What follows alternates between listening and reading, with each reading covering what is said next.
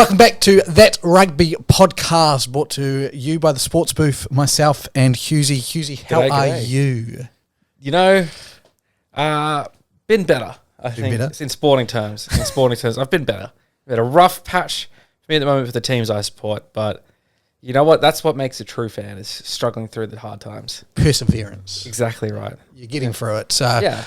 Obviously a tough loss for you on the weekend for your female counterparts, yes. I guess, if you're going to say. Yeah. I guess we should talk about it, as much as I don't want to, because of how much hope and then despair there was, all in the span of 80 minutes. The Women's Rugby World Cup has kicked off in New Zealand. And great venue. And the Australian women's team leapt out to a 17-0 lead over the ferns and the silver ferns and black ferns. Nice. Good try. Got there. Why are they the black ferns? Because the ferns on the jersey aren't black. No, because our netball team's called the Silver Ferns, so they had to be different. I was like, I'm sure there's a Silver Ferns. That's our netball team. So okay, well, it doesn't. Black Ferns doesn't make any sense. Like that doesn't make any sense. No, but it's because their jerseys are black. But the ferns aren't black. But their jerseys are black. Yeah, but they're not called the black jerseys with ferns on them. It's not like the All Blacks are all black. But it's not. I mean, but calling them the black ferns and then the fern not even being black is just, for me, I don't know. That's a bit backwards. Okay, Wallaroos. Yeah. At least we're like embracing the ridiculousness there. No, we're not trying to be like, yeah, we're the black ferns, but then the ferns are not black. Like, but then we wouldn't have been able to have the black jersey, which is what New Zealand rugby is. I know, and like, yeah, I don't know, but just call it not the black ferns. If you're gonna have the thing on the jersey and not have it the color that you say it is in the name of the team, that's the point I'm getting at here. But maybe we're just saying we're the black, so we wear black, and then we have a fern on. Why not the black and ferns? Black and ferns. Black and ferns. Black and ferns. All right. Black and ferns. Well, we've renamed the black ferns to the black and ferns. Yeah. Okay. Thank you. All right. Well, there you go. You happy now? Very. I need whatever joy I can get out of this week. So the Wallaroos leapt out to a 17-0 lead over the black and ferns, and then reality struck. Yeah, like just like in that Eminem song that I'm forgetting the name of. It's not a good week for me right now. Lose Yourself, of course. It's Lose Yourself. Yeah. Reality hit, and we went back to the trailer park because we fell. I think, was it 41-17 in the end? 41-17. Yeah. Not great. And, you know, it would have been...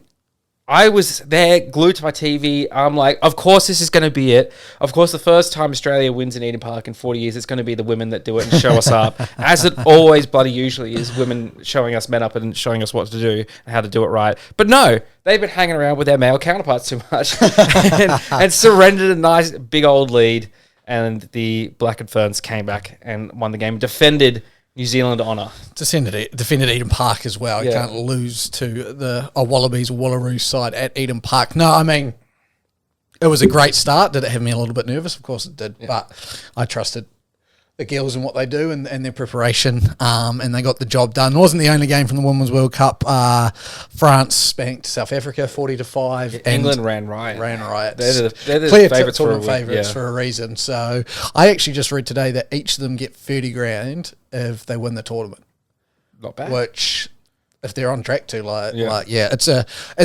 you can tell the teams that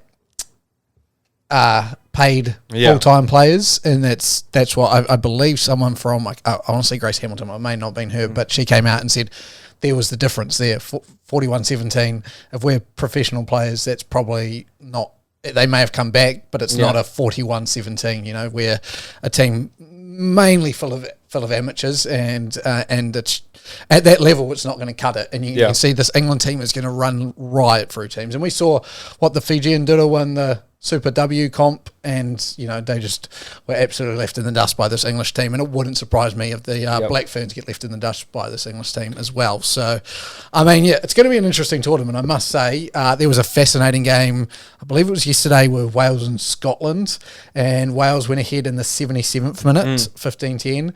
Then Scotland scored in the 79th minute to make it 15-all, and then a penalty in the last minute to Wales to get them to win. So there is some fantastic rugby, and there was a couple of really good tries in that Australia Wallaroos Black and Ferns game. One thing I've noticed over the last couple of years is the level of improvement in passing. Just overall really on point and precise and powerful. Yep. Really as well. And I've seen it in the NRLW as well. So I don't know if it's just maybe I just had too high expectations before, but I generally think there's been improvement across the board in all forms of women's rugby, union and league, in terms of the skill level, which is great. Yeah. And you raise a really good point about the English team being paid and being professional players. The women should be as well. I mean, you look at the product that they put out, and if we're looking at the women's rugby, we're in October now, and we had women's rugby early in the year as well. Like, it covers a long span of time. It puts a product out there. Should be compensated accordingly. It's a catch-22 situation, isn't it? Because you go, you want to be paid, you've got to have a good product. Yeah. How do you get a good product?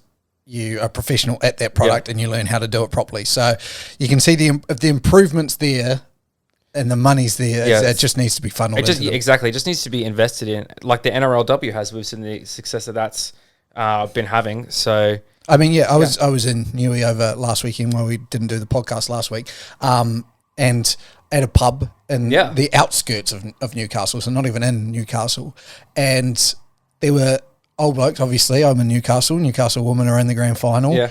Old blokes in there having a right royal just go get behind their team. I was like, this is like, you just don't expect it, but like no one cares if it's man or woman. Like, you know what I mean? Like now it's like, again, sell out Eden Park. If the product can be up there, it's like obviously never going to be the same as it is a level as men's rugby, but you can still have one of the best games of rugby and it be a females game, and that's what the end goal has to be, is to be getting every single game we get out there is the best game of rugby it can possibly be. Absolutely. Like,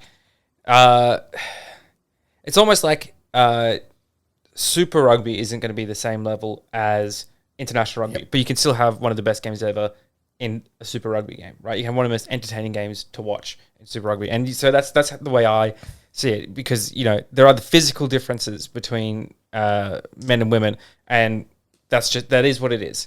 But and so even if it's only fractionally, the men will be a bit faster, a bit stronger, whatever, a bit bigger. But that doesn't mean that you won't get a good product out of the women's. Yeah. And people that say, well, if it's never going to be as good as the men's, why would we watch? Well, when are you ever just always watching just the best thing? You're not. Yeah. You're watching something that keeps you entertained. And rugby keeps people entertained. It's a sport. It's a entertainment for a reason. So, yeah, I don't understand that sort of logic. And why would you argue against more rugby on your TV? And that's the thing. It's like you're actually targeting a different audience, realistically. Like, how many little girls are sitting there and wanting to watch and play rugby because these girls are playing rugby as well now. So, I mean, it's funny enough, it may be the future of rugby to expand with that, and the fact that these females aren't as great athletes, so the collisions aren't as high, and there's already been so much discussion about the rules in men's rugby, let's say it, and the collisions, head contact and stuff like that.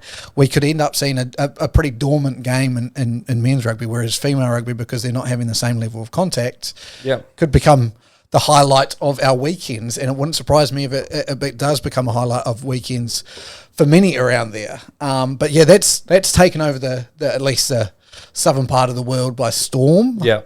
But there's more rugby on in this part of the world. The Australian A's have had quite the success tour in Japan. Yeah, they're undefeated. I think, I might be wrong, but I think the first game they played this year, Australia A, they lost, but since then they've been undefeated. Yes. Yeah. And they lost to Samoa in the Pacific Nations Cup. Yeah.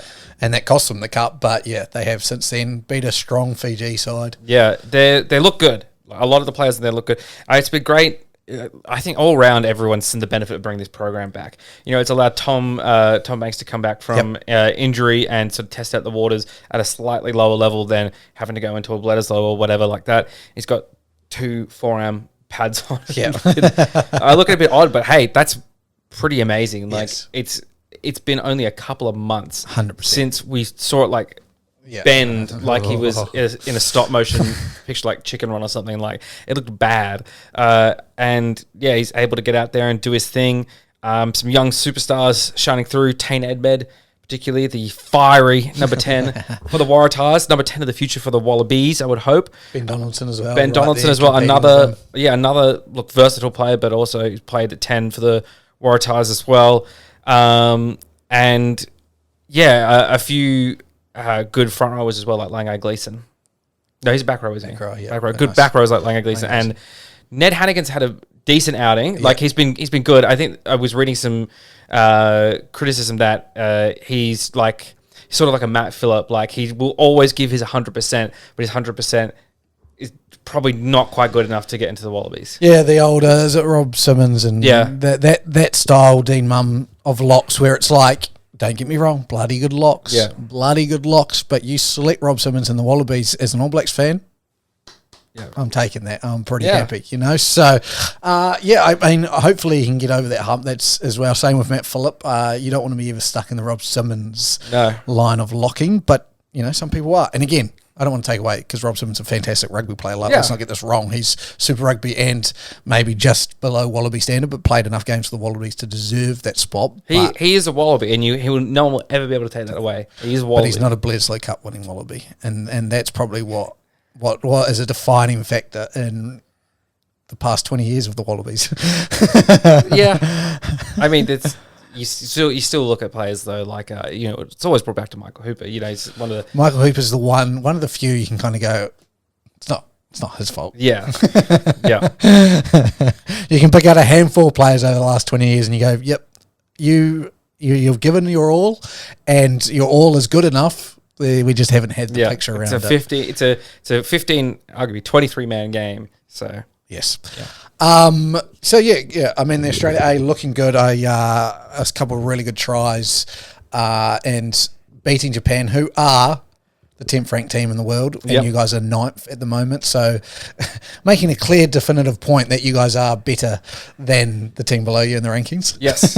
Look, it's as I said at the start, it's a tough time. Tough time right now. Tough times don't last. Have you seen that? I don't know. Well, I mean, it's been 20 years, so you know. Maybe they will last. I don't know. Lordy. Yes, and then if you haven't seen or haven't been on our Instagram page, the All Blacks squad was named for the end of year tour. I assume the Wallabies one will be getting done after this last Australia A game. Yeah, probably. I hope to see some elevations or some inclusions in the wider squad from Australia A, like Tane Edmund. We need to blood these young number 10s, right? What's the point of sending James O'Connor on the spring tour? We know what James O'Connor is. We know who he is, right? We don't need him on there. If you've got Foley as your starting 10 and you seem to be sticking with him and you like the product he's putting out there, which I do. I do like how Bernard Foley is playing. I don't think he's playing badly. I think he plays with a lot of, what's the word I'm thinking of? Alacrity. Doesn't like to waste time, you know.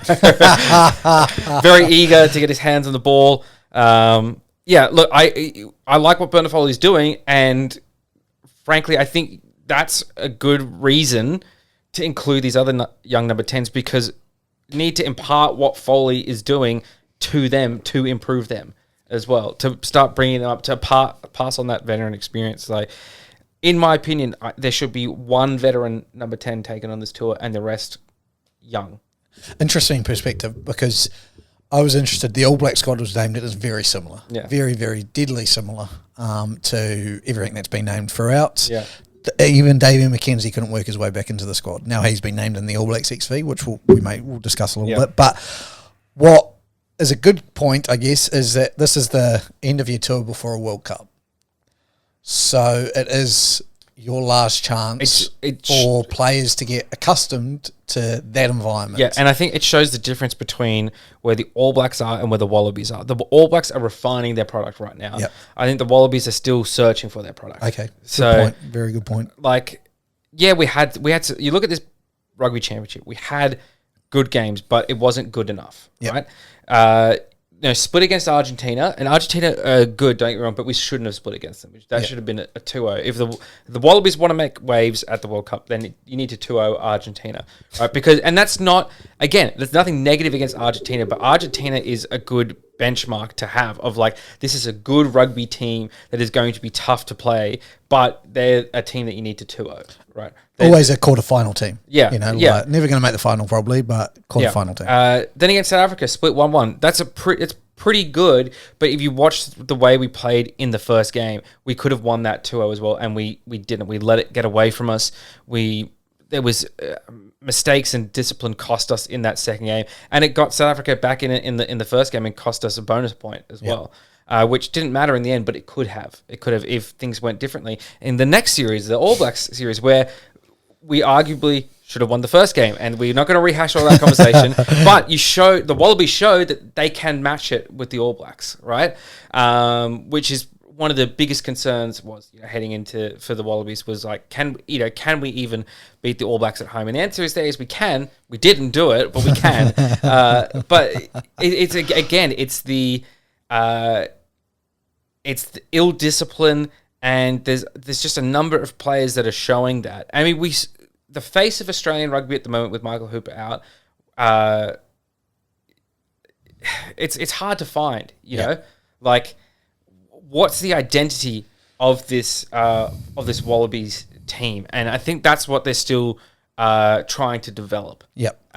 So I think that's my perspective on it is New Zealand's got their product, they've got their game plan, they've got the style, they know what they want to do, they know how they want to play rugby, and they've developed that over this year from the Ireland series through now, where I think at the start of the Ireland series, you were still sort of looking for, or throughout the Ireland series really, you were looking for what your identity is, and I think by the end of the Rugby Championship, you found it. But the Wallabies still haven't found that yet, and no player's been safe, and that's been I think a good thing from Dave Rennie is that not even Taniela Tupou, who's one of the biggest names in Australian rugby, has been safe from the coach's axe. So they need to find something that works, and I think getting a bit of that young blood in there, young blood and eagerness, and sometimes you need that like young pup yapping at you and nipping at your heels to pull you back into line a little bit and not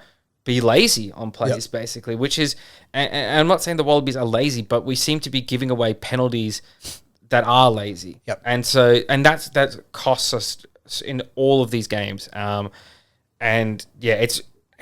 That's the most discouraging thing to see is that, like the skill and the talent is there, but the discipline is not, and we're beating ourselves, which is awful. It's interesting, and again, those are some really good points. I like the idea of like New Zealand or the All Blacks at the moment are trying to get that 100% right. Where you guys are like, can we grow to 100%? You know what I mean? In the tour you guys have, and it's interesting. You said you split 1-1 with South Africa, arguably 1-1 with the All Blacks, which just for argument's sake. It's on record. So you can play at that level. Yeah. You're also playing, so you go, your tour, see our tour only consists of 4 games, and it's Japan, Scotland, Wales, England, or something like that. Yes, Wales, England. You guys have Scotland, France, Italy, Ireland, Wales. So the top 2 teams in Ireland and France. So there's definitely enough. I'll be interested in how big of a squad you can select. Yeah. But you've got 5 games. There's like Scotland and Italy and Wales. Like that's an opportunity, you'd say. Whereas France and Ireland, you'd probably be playing your top team against Scotland to get prepared for that France game. Yeah. Let them rest in that Italy game, play them against Ireland, and then you've got Wales to finish off. So, I mean, you've got some opportunities there for some youth to get some game time. So it'll be very interesting to see what direction he goes. Because as much as, like you say, you are trying to grow to 100%, is the players that you've got still able to grow as well will be, I'm sure, a question Rennie's asking. And on top of that as well, other than Italy, we've not been sort of consistent against Wales or Scotland either. Like those aren't, even though you're saying like rest the top team, those games aren't going to be gimmies either. No, they're Argentina sort of thing where it's like they're top level teams that can push but at the end of the day, you should beat them. If we want to be the same level as New Zealand, South Africa, England, France, Ireland, all potential World Cup winners. Yep. Those are the teams that we should be beating. Yep. That's what's going to be interesting coming out of this tour is seeing what happens what the record is, how they do. How they do, especially with those two big games. We face England, who are I think fifth, but everyone else is below us. If you think we don't get one of a France or Ireland, who do you reckon the free players will be that they take away the free overseas based ones? I'm going to assume Foley will be one. Yeah, Foley, probably a lock. I don't know, is Rory Arnold available again? Yeah. I don't know, even though he's had his child, it's been a little bit now. I'm not a father, so I don't know how much time you need with a baby after they're born. And then Cotabiti's not playing, I don't believe. No, he's not. So, there's a number of them that can't be selected because they're Japanese-based ones. Yeah, they're Japanese-based, and they've Wallabies came to an agreement. So Korobeti's not going. Karevi's injured, but he wouldn't have been able to go either, I think. Yeah, I don't know. But I think definitely Foley and a second row of some description. And then I'm interested, and this was just the point. I know Tom Banks isn't yet an international prospect, but he will be once he starts his deal. So do you reckon that Australian XV is just saying, look, obviously Callaway's there and we had Reece Hodge fill in, but if we need someone, we want to see if you're still able to do it after this injury, and we'll see how you go in Japan, because it's a good one to have in the back, pull out as a trick card. If Cooper's not ready for the World Cup, if say Foley goes down and you're like, we need to pull someone in, who are we pulling in? Tom Banks is not a bad one to pull in. Yeah, 100%. Talking about young Australian players or young Australian rugby union players with some fantastic last names. Yeah, we've got What Luke's leading into here.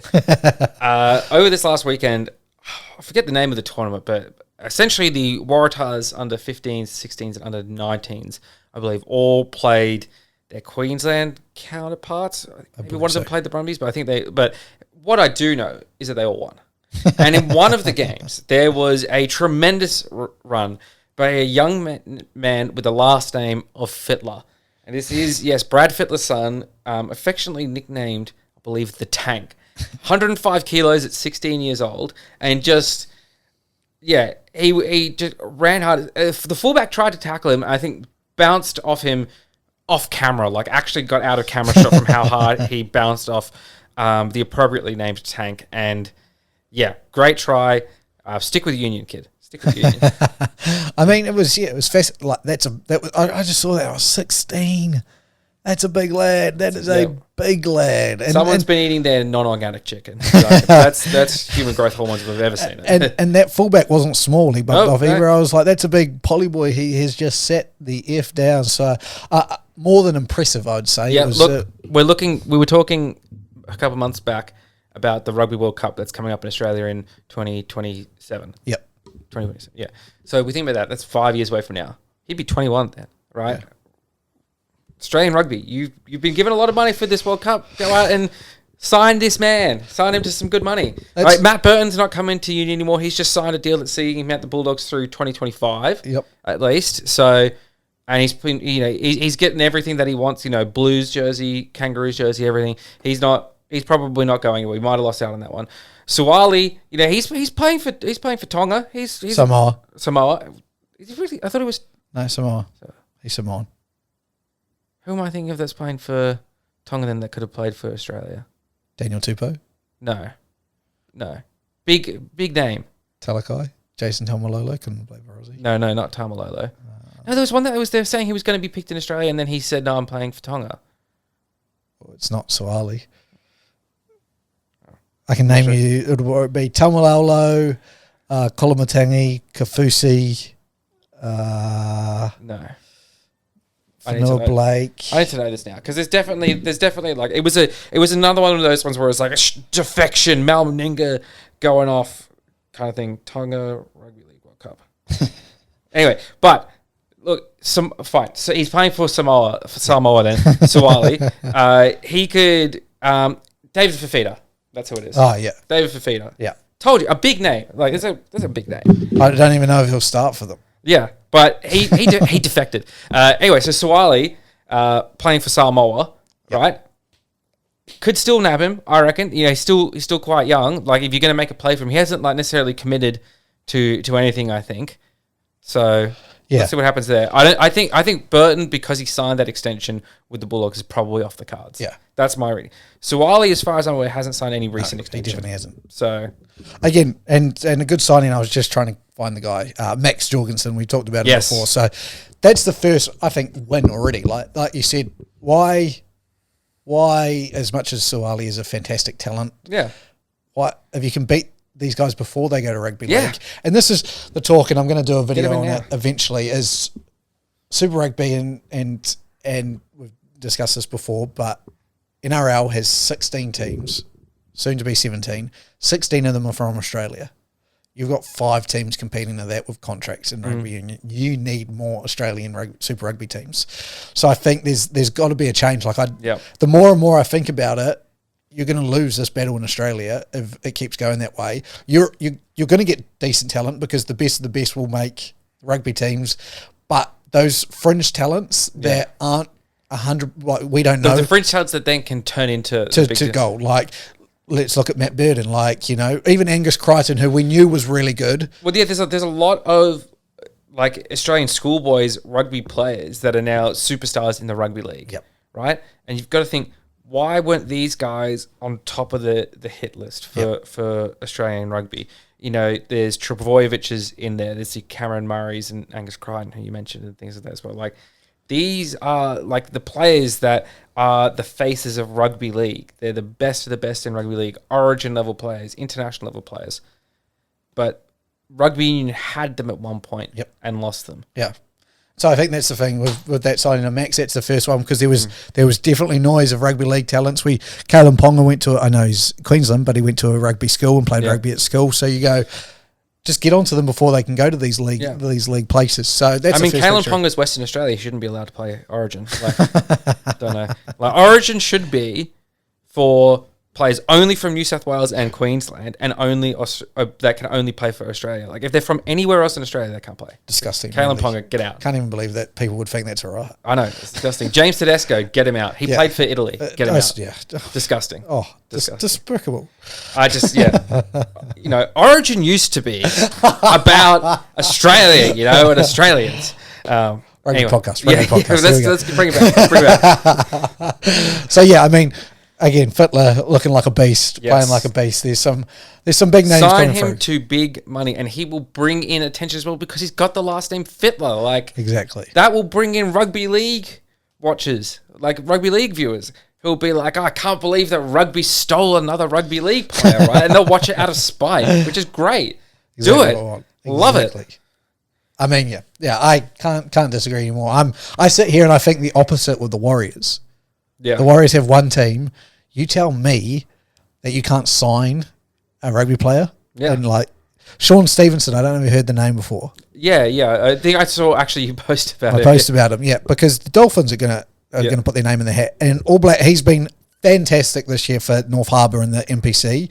He's played really well for the Chiefs. He's done everything right. Like, I watch him against in games and I'm like, freak athlete. He's one of those freak athletes. Yeah. He's 25. Hasn't been selected in All Blacks, also hasn't been selected in the All Blacks XV, which is a great idea. I love the All Blacks XV, particularly for the reason that they're travelling, it doesn't actually count as a cap.